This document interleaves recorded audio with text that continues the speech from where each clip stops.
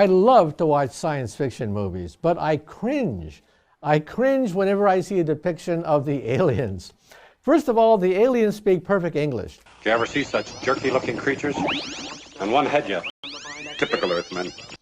I mean, we have Hollywood special effects, right? So why can't we get better aliens? I would admonish script writers for Hollywood films that have space and alien monsters invading Earth.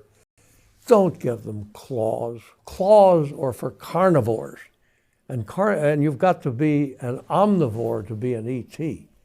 There just isn't enough energy available in the next trophic level down to maintain big populations and stable populations that can evolve civilization.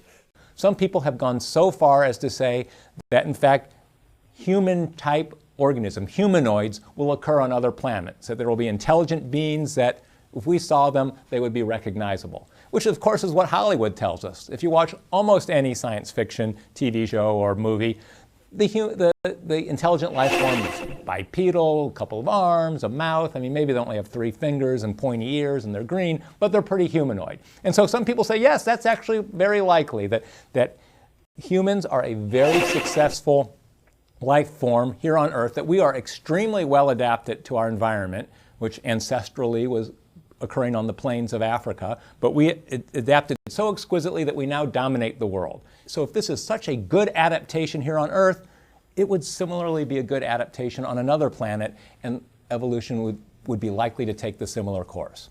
That is the argument that is being made in some quarters. But when we look at aliens in the movies, we're basically projecting our own consciousness in aliens. Our fears, our desires are projected, and they are a mirror of who we are, not a mirror of who they really are. For example, if you take a look at a bat or a dog, the dog's brain is mainly interested in smells. It's swirling in a universe of smells, while a bat's brain mainly is concentrated on sonar, on detecting clicks and echoes. Same thing with the dolphin brain. Their consciousness is totally different from our consciousness because they see things differently than us because of their evolutionary history. For example, when we see a cat and the cat comes up to us and tries to purr next to us, we say to ourselves, oh, nice cat. Cat is being affectionate. No, the cat is not being affectionate. It's simply rubbing his hormones on you and saying, I own this human. This human is mine. I'm marking my territory. This human feeds me twice a day. I've trained him.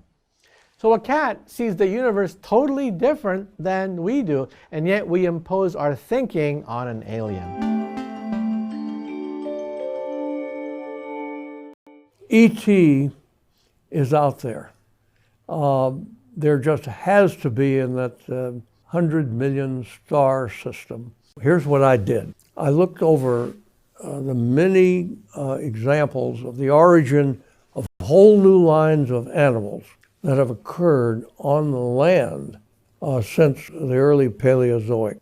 Here is what they all have in common. First, have to be on the land.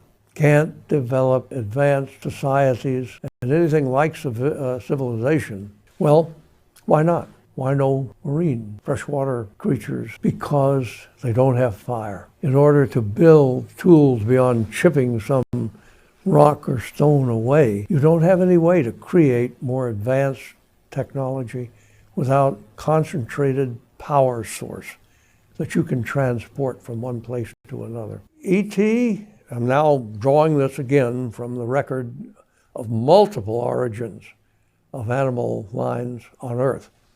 E.T. has got a head, and the head's up front, and the head contains the central organizing centers for all of the senses that are spread out through the body. E.T. has got a small number of limbs, multiple, maybe 6, who knows, maybe 8, like a spider, but not that many, relatively few.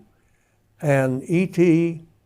has on these limbs fingers or tentacles, something with strength and flexibility are free, you have to have soft, pulpy fingertips. Think about the primates you know, Old World and New World. That's a primate trait, soft, pulpy fingertips. You need to be able to manipulate bits of food, like plucking free a piece of fruit, plucking seeds out of a fruit, taking a flower and opening it and eating it and so on.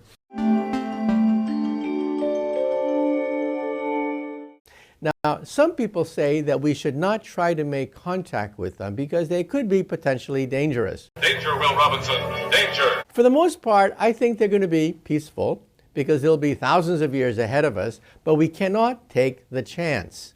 So I personally believe that we should not try to advertise our existence to alien life in outer space because of the fact that we don't know their intentions. Then the other question is, what happens if they're evil? Well, I think the question of evil is actually a relative question because the real danger to a deer in the forest is not the hunter with a gigantic rifle. He's not the main danger to a deer in the forest. The main danger to a deer in the forest is the developer, the guy that's going to pave the forest and perhaps destroy whole ecosystems. In other words, the aliens don't have to be evil in order to be dangerous to us. They might not care. They just might not care about us and in the process pave us over. And so I think that is a potential problem. We could be in the way of a very advanced civilization that simply is not evil, but simply views us as we would view squirrels and deer in the forest. So personally, I think that we should not advertise our existence when we go into outer space. For the most part, however, I do think they are going to be peaceful. They're not going to want to plunder the Earth because there are plenty of planets out there that have nobody on them that they can plunder at will without having to worry about restive natives called humanity. And so I think they're not going to come to visit the Earth to plunder us, to do all sorts of mischief. For the most part, I think they'll just leave us alone. I don't think they're going to visit. However, very reasonable that we will, in Carl Sagan fashion, detect a signal from some other star system. That's very reasonable. I make no guarantees. It's the Christmas light problem, the holiday light problem, where the lights are blinking. Our light of being able to receive electromagnetic wave from another civilization has to be on when another blinking civilization light is on so that we can cross paths not only in space but in time. We have to have both civilizations existing at the same time. And with a universe that's at least 13.6 billion years old, it's not necessarily a given thing that everybody will be, their lights will be on at the same time. What would life be like on other planets if it has evolved? Would it be like the world today here on Earth, or would it be completely different?